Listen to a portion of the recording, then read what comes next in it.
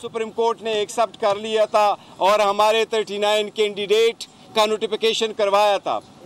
इसी में एक और डेवलपमेंट हुई, इलेक्शन कमीशन ने एक एप्लीकेशन सुप्रीम कोर्ट में फाइल की कि हम किसकी कन्फर्मेशन एक्सेप्ट करें, पीटीआई का कोई स्ट्रक्चर अवेलेबल नहीं है। ये बात गलत थी क्योंकि हमारा स्ट्रक्चर अवेलेबल है, डॉक्यूमेंट्स इलेक्शन कमीशन के सामने थे, लिहाजा हमने इलेक्शन कमीशन के सवाल का एप्लीकेशन का जवाब सुप्रीम कोर्ट में फ़ाइल किया था।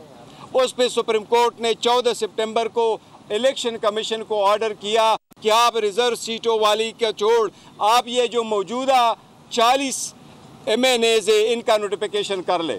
अब इंशाअल्लाह ताला 2 तारीख को है, हमें उम्मीद है इंशाअल्लाह ताला ये मैटर इस मरतबा सेटल हो जाएगा। सुप्रीम कोर्ट ऑलरेडी इस मसले को हल कर चुकी है। हमें उम्मीद है इंशाअल्लाह इलेक्शन कमीशन इस मरतबा मज़ीद रोड़े नहीं अटकाएगा और इंशाअल्लाह हमारे इलेक्शन को एक्सेप्ट करेगा इंशाअल्लाह ताला।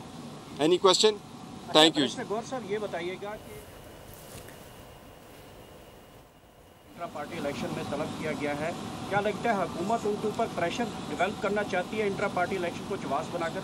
मेरा ख्याल है मौलाना साहब को भी और इसी तरह ANP को भी देखे एक तरीक़ाकार सारे लोगों ने अडॉप्ट किया हुआ और पॉलिटिकल पार्टी के आइन के मुताबिक इलेक्शन कराए। PTI बहर मीडिया से गुफ्तगू कर रहे थे।